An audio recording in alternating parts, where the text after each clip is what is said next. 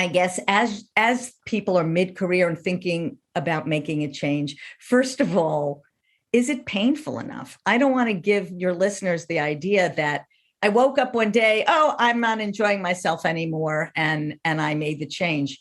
I think I said it was 10 years of like, I can't stand getting up every day and going. Right. But, I would talk to, I had a coach and everything, and she kept saying, when it's painful enough, you'll do it. Correct. And if it's not painful enough, you won't do it. Does this sound familiar to you? While money can't buy happiness, there is a lot to be said about money and your mid-career journey. After much thought and reflection, it's time you and I had the money conversation on this podcast. Look, money is important. You can say all day long that money doesn't matter, but the truth is, if you don't have it, it matters. And if you have it, you want to make sure you are doing the right things with it. In this episode, I'm joined by Laura Rotter, the owner of True Abundance Advisors, a heart-centered, values-based financial planning firm in New York, to share how we can honor our money stories, tell new money stories as we progress in our lives and careers, acknowledge our professional and financial value and worth, and make better and more informed decisions about what we do with our money. This is the Mid-Career GPS podcast, and I'm your host, John Nerrell. I'm here with you each week to help you build your professional GPS so you can figure out whatever is next for your career.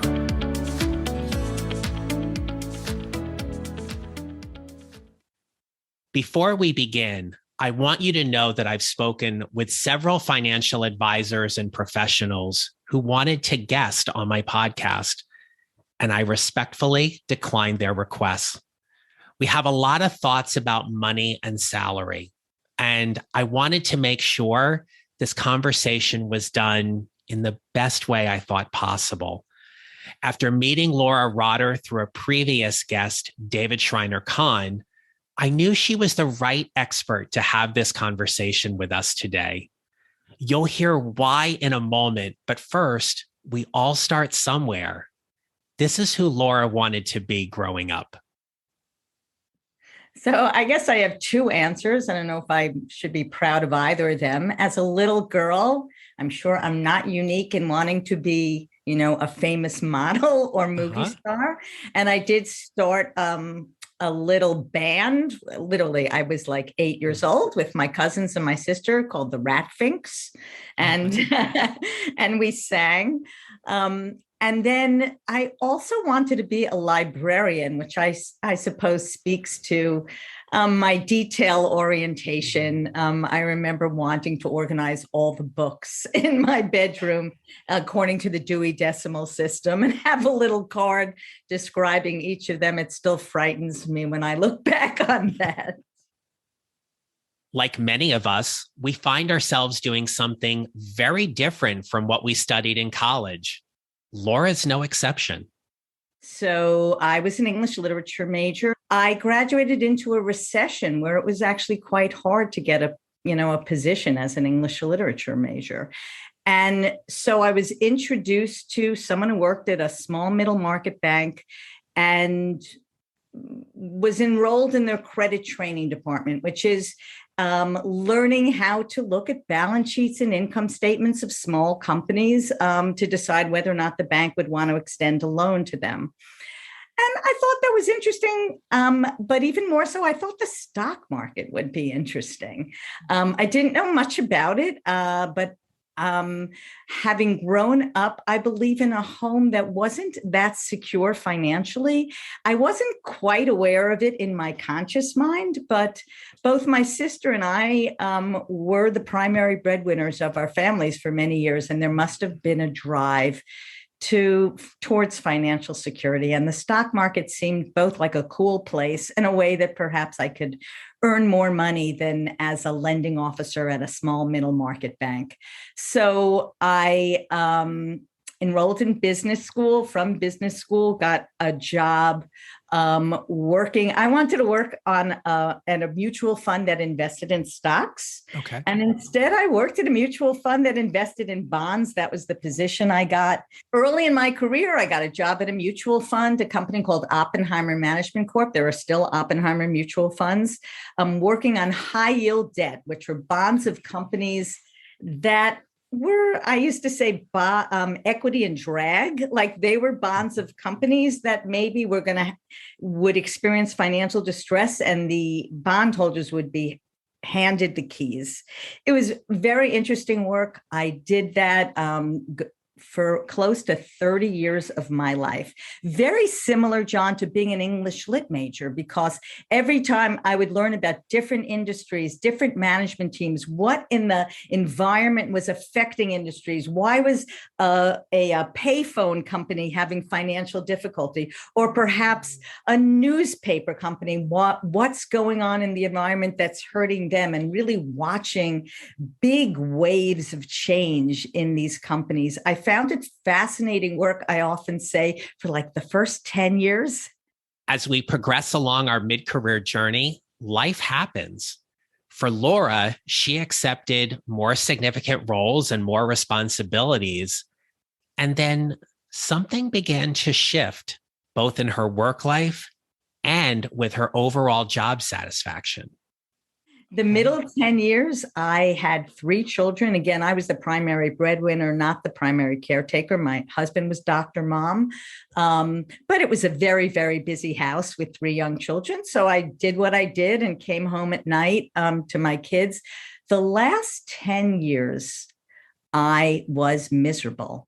The environment has shifted, both from what we see in the outside world, which is what you were paid for taking risk in investments was less and less, because as interest rates came down, everything is sort of gauged off of the government bond rate, which is considered the risk-free rate. So investments that I might say, well, this is very risky, but I can get a very high return. Suddenly, like, this is very risky and everybody's chasing the same idea and I'm not getting a high return. And also the people in the industry changed from, I used to say, the nerds in high school that found out that they could do interesting work and get paid for it, to the frat boys in college that found out that they could leverage their relationships to make money, and it just became about making money. Imagine being in a career for 30 years and then deciding it's time to change. When you contemplate such a change, it's important to lean into what I like to call your genius, that thing you are good at and you can do it better than anyone else. You might even think of it as your superpower. So after just under 30 years in the industry, I started to question what I was doing each day. And so I left Wall Street at the end of 2013. I did a yoga teacher training and a meditation teacher training, and considered whether that was my path. And listening to your introduction, I felt my path is to help people find meaning in their lives. But I also have a great fluency in financial markets and in numbers. And I was drawn to feel like my mission in this world is to merge the two, merge my fluency with numbers, with the work I'm doing in my own life to create meaning, to help others do the same in theirs. And when we are clear about our genius, we are more explicit about the kinds of people and organizations we can help the most. So my specific work has been with people in midlife, however we define that, 40s, 50s, who have been in corporate careers and find themselves either kicked out or burnt out, and are ready to move forward into this next stage of life with more vitality and to create more meaning and say, well, I've got this money, but there's so much fear around money. Can I make a change? How do I make a change? How do I even start to address this? And those are the people I'm drawn to work with. We all have a relationship with money. And that money relationship is based on various events and circumstances that happened to us when we were growing up, or maybe even what happened to us because of the pandemic. Laura calls them our money stories. So the first thing that comes to mind is that we humans are meaning-making machines, right? The what we consider reality is, frankly, a story that we've told ourselves. And so when we open our eyes in the morning, we have a confirmation bias. One of the first exercises I do with a new client is going through the money stories, understanding the money stories they grew up with. And often it's the first time that they start to see how they've created their view of money. I'll say, what's the message you received about money from your father? And then the same question from your mother. And I see the example in my own life. My husband grew up the son of parents from the Depression and watched his father, who was an academic, take a job as an insurance salesman because the message was, you live your life to support your family. That's the most important thing. My parents were more, from the 60s. I watched my father go from job to job because he was seeking happiness. And the message I got is, there'll always be enough money. Don't worry about it. But your work is to find what makes you happy. And so understanding each other's approaches and not demonizing each other for not sharing the same money belief was an important part of my own journey. So I really do think it's important to start the work around money with understanding the stories we tell ourselves and what they're based in. There is a strong connection between our money and our worth. Laura works closely with her clients to help them understand their money stories and acknowledge the fear that's holding them back from making such changes. Laura's focus is to help her clients make more meaning. Well, in our culture, we are indoctrinated to believe they are one and the same. Certainly, look, I live on the East Coast. I worked for many years in New York City. I'm in a commuting suburb of New York City. The bigger your house, the nicer your car. It's an easy way for people to judge who you are. And I have to, again, speaking in my own life, I was a nerdy kid in high school. Suddenly, I had a big house. I took nice vacations. I could buy nice clothes. And so I fell into the trap of equating my self-worth with my bank account. We turn on the TV. If you want happiness, buy the BMW. That'll make you happy. So it's not surprising that we equate our self-worth with money. If anything, we need to put in place practices to step away from the messages that we are receiving from the culture around us. It's not easy because we all judge and compare about a lot of things. That's how, we put people in boxes. It's an easy way.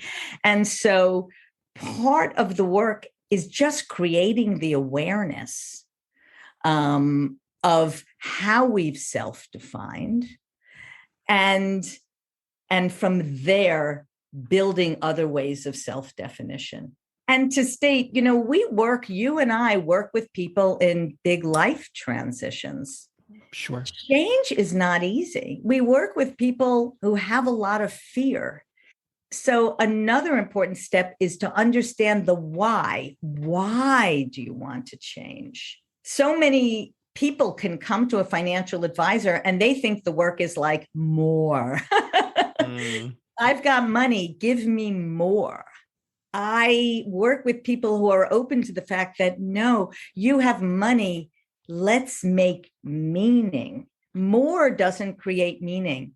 We all know people who have on paper the perfect lives, the perfect job, the perfect spouse, the perfect house, and they're really unhappy.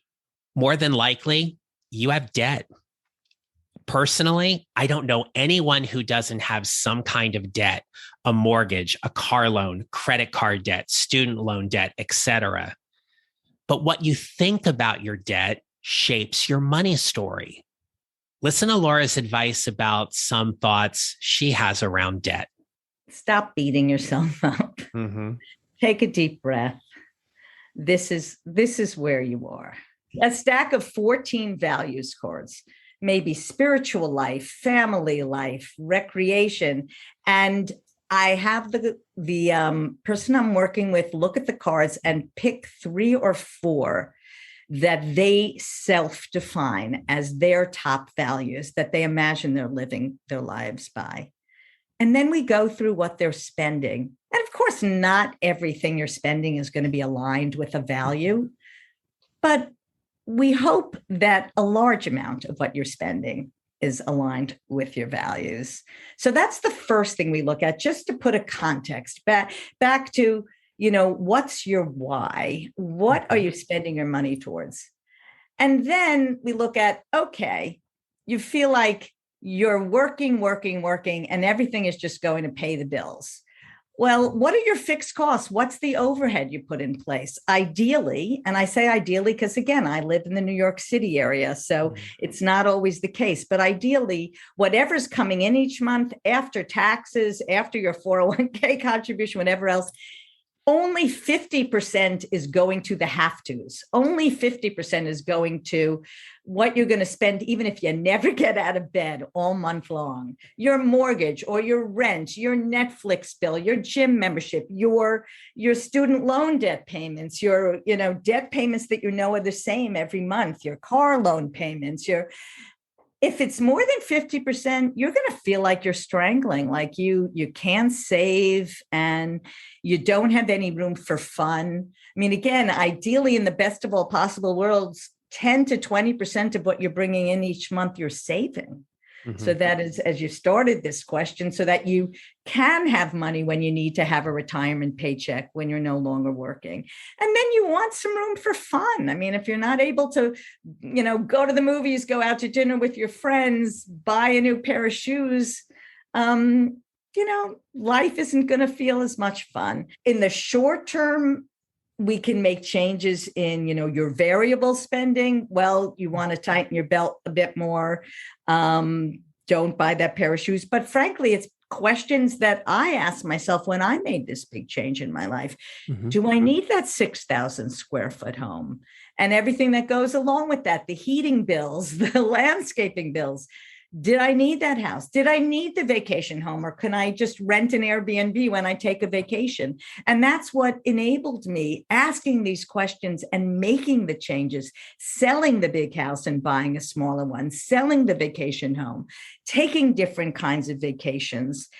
So over time, my fixed costs came down, which enabled me to make a change. And I'm the greatest example of I frankly live walking distance from the 6,000 square foot home I used to live in. And at first I thought it would be painful to walk past. I am so happy not to have that. And I raised my children there. I was there for 20 years, but I'm in a different part of my life. I have more freedom to live, to spend my days the way I want to. I see this all the time with my clients who are looking to make some kind of change in their career. Look, we all have the power to change, but we change when we are motivated to do so. I guess as people are mid-career and thinking about making a change, first of all, is it painful enough? I don't want to give your listeners the idea that I woke up one day, I'm not enjoying myself anymore, and I made the change. I think I said it was 10 years of like, I can't stand getting up every day and going. But, I would talk to, I had a coach and everything, and she kept saying, when it's painful enough, you'll do it. Correct. And if it's not painful enough, you won't do it. If you're in a spiral about money and wondering what you could do to decrease your debt or get some momentum on telling your money story differently, Laura shares one simple strategy to help you. I will start by affirming the good. You've been in this position for 10 years. You've built your career. You managed to either have this amount of savings or help raise your children. I'm always looking for that spark of good, for what they've already accomplished and can then build upon. When you feel as if you don't have enough, you might feel some sense of shame. Remember, the grass isn't always greener for someone else. I said this earlier, often people come to me with a lot of shame. No matter where they are in their lives, they've built a story that they don't have enough. Again, I have people that come to me with, $1 million net worth, but they're in New York City. They feel like they've failed. I find it's very important to point out all the good that they've already built and done in their lives. If you want to make more money, you might be looking for your next advancement opportunity. And if that opportunity involves a promotion or interviewing outside of your organization to level up your career, you need to be prepared to answer the dreaded salary question. I asked Laura her thoughts on this. It's an interesting question. I'm going to give advice from how I did it in my own life. You as a coach, I'm curious to hear what you recommend people say. In my own life, I found out when in my career, there were years at the beginning where every time I switched position, I doubled my income. Part of it was probably that I was a woman and was underpaid. So I would never tell anyone what, because they would say, well, how much are you earning now? And what are you? And I wouldn't tell them because I didn't feel like that was relevant. And I remember even working with headhunters where I said, I do not want you to share what I'm earning now with my employer. I'm not really sure how my current earnings is relevant for a position. I'm sure they have a salary range, and I don't want to encourage them to pay me less than what they intend to pay. And then if they make an offer that is too low for me, I just won't accept it. So I never felt that it would be to my advantage to share my thoughts about the salary. I don't know if you have other advice. So what I love about that, and this is where we're going to connect on this, is that there is such value in knowing what you are worth. And every situation is independent and different based on industry, profession, circumstances. And I don't think there is absolutely anything wrong in what you shared. I will often say, and I coach my clients very hard on this, is that when it comes to that question, you have to do your research and know what people are being paid in that position. And if you have an opportunity to talk to somebody internally, know at least what the salary band is or close to it. But the biggest mistake I find that people make, and it usually comes from a very heart-centered place and not wanting to ruffle feathers or rock the boat or anything, is they give a range. And when they give a range and the company comes back with an offer and that offer is on the lower end of that range, they feel disappointed. Right. And so there's a difference and there's a shift in energy when a hiring manager says, what are your salary expectations for the job? And they say, well, I'm looking to make somewhere between $125,000 and $135,000. Well, it's in the company's best interest to pay you as low as they can. Right. If you're lucky, they land in the middle. If you believe you're worth $130,000, then say it. If you're worth $150,000, say it. The best leverage place that any candidate has in the negotiations process is at the point of hire. Ask for what you want. And you have to know exactly what that jump is going to be. I've seen people, I've had clients who have been very, very assured in terms of understanding their value. And I've had others who we've had to do a lot of work around getting them to really stand in their value and find their voice around saying, this is how I can help you, and this is what it's worth. However you want to answer the salary question, Laura and I certainly agree that you must know your value. Whether you're seeking a corporate position or looking to go out on your own, be it through a consultancy or small business, the point is you must know your worth. I mean, John, I work with a lot of people who are looking to move from their corporate careers into their own service-based business, often a consultant using the skill set they used in their corporate career, and pricing a service-based business. And I've seen it in my own progression. You really need to recognize the value that you're bringing to other people, and that not everyone will see that value, and that is okay. Oh, well said. Mm-hmm.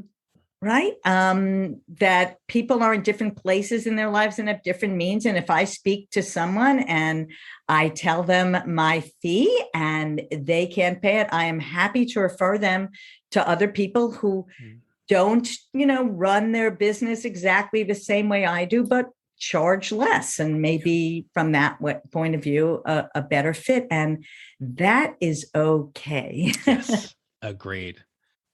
It's been said that money is one of the most challenging conversations you will ever have with your spouse, partner, or significant other. Here, Laura shares some tips on making the conversation a bit easier, or at least more manageable. So I want to start by saying something that I learned when I started working with couples, which is I now ask the question, no matter what the age, do you combine your finances? And I use as an example a wonderful couple I work with. They've been married for, I believe, 35 years. They have 3 grandchildren, and they have never combined their finances. So he pays the mortgage and she pays the utilities. I mean, she's a teacher. She sweats during the summer. I don't have money coming in. I said, I think your husband could tide you over till you start getting paid in the fall. So I don't take it for granted that people share finances, and that might be the best route, if you really can't reconcile your views about spending. If you do share your finances, or at least a portion of the finances, I have a specific way of helping people track their cash flow if they need to. And I recommend finding, a day a month, if not a day a week, usually Sundays or Saturdays. Pour yourselves a glass of wine, and again, look at your discretionary spending. We often set up, an understanding of how much you want to spend each week, and an easy way of tracking it as it happens, rather than having to look through to the past. And then discuss why'd you buy that, or why didn't you? Just demystifying the spending, because most people, I have been with groups of women and heard them say, I hid that bill from my husband. That's ridiculous. Mm-hmm. If you have, and again, one other thing I would say is hire a financial professional. There are plenty of people that work hourly. If not, I work on an annual retainer, and have both of you involved in the meetings and in the discussions. Again, demystifying. This is what's coming in each month. This is what's going out each month. This is how we're saving towards the future, or how we're going to work towards having the ability to save towards the future. But understand the roadmap, which is always changing. Life is always changing. But so many of us don't want to look like, I don't know. And it's all mushed together the way most of our households manage our finances. There's one checking account, everything comes in, and you put stuff on credit cards, and you really have no idea how much you're spending each month, let alone each week. So if that's important, which I think it is for everyone, no matter what your level of income, then have a system in place, either hire someone to help you put it in place or do it yourselves. And if it's hard to talk with each other about money, have a glass of wine or something else that makes it easier. To have a kinder and more intentional conversation, it all comes back to knowing your money story and the money story of your loved one. I don't want us to make it sound like it's easier than it is, John, especially if you've never done it. Yeah. And there's a lot of baggage around it, which is back to understanding each other's money stories. You may not agree with how you each, your attitude towards money, but if you know where it's coming from, that's a step towards understanding each other. Yeah, absolutely. And especially for couples where there's always going to be someone who's going to make a little bit more. There's going to be someone who makes a little bit less. And if you're blessed and grateful to be together for a long time, those roles may switch, especially when it comes to job loss or career transition or starting a business. There could absolutely be those shifts. I don't want to say they're power shifts, but there are shifts in the dynamic of the relationship where if you can do the work and you can have the conversation, it certainly helps. To help you build your mid-career GPS, take a moment to listen to Laura's advice to help you figure out whatever is next for your career. The word that comes to mind, not to steal Simon Sinek's start with why, but we've said to each other, John, right? Having a mid-career change is a big deal, right? Our identities are often tied up in our careers. How much we earn is part of that. And so to make a change, you have to really know your why. Why do you want to make that change? And define that, not flippantly. Sit and think about it, write it out for yourself. And with that in front of you, maybe it's feeling healthier, maybe it's feeling more vital, maybe it's spending more time with your children, whatever that is, keep that in mind as a guidepost, as a North Star, as you start to make the shifts that are needed to move towards that. Financial shifts, career shifts, often, when life changes, money changes. When money changes, life changes. They do go hand in hand. And it's not always going to be easy. That why, that definition will give you the motivation, the energy to make the changes necessary to, as I like to say, to live your life on purpose, aligned with your meaning. If you'd like to know a little more about Laura Rotter, don't forget to check out the show notes, but also here's how you can connect with her. So my website is True Abundance Advisors, SORS.com. On that, I have a workbook that you can download, your Live Life on Purpose workbook, if you are going through a big life transition. I'm also on LinkedIn. I guess that's my primary social media, as well as Facebook. And you can also find on my website a link to my YouTube channel. I make YouTube videos about financial subjects that I think would be helpful. All right. We'll have all that in the show notes. Laura, thank you again for having this conversation with us today. It has been an absolute pleasure. My pleasure, John. Your big open heart shines through. So enjoyed this. Our money stories are complicated, intricate, and dynamic. And yes, we carry some baggage with them as well. Whatever your money story is, I hope today's conversation has helped you lean into it. Perhaps after listening to this episode, you'll use some of the tips and strategies Laura shared to open up that conversation with yourself and with someone else a bit differently. I want to thank Laura Rotter for being such an excellent guest and spending time with us today. I'm beyond grateful to her and her willingness to have this conversation. Now, if you'd like to continue the conversation about building your mid-career GPS, you can email me at john@johnneral.com, connect with me on LinkedIn, and find me on social at John Neral Coaching. And I'm also happy to answer any questions you have about where your career is headed and how I can help you as your coach. Don't forget to join my private Facebook group called Your Mid-Career GPS and find my books on Amazon, Your Mid-Career GPS, 4 Steps to Figuring Out What's Next, and Show Up, 6 Strategies to Lead a More Energetic and Impactful Career. And my friends, you know the drill. Follow wherever you listen, and if you can, kindly rate and review. But more importantly, share this episode with someone. Tell them about it. And together, let's start building your mid-career GPS. So until next time, we build our mid-career GPSs 1 mile or 1 step at a time, and how we show up matters.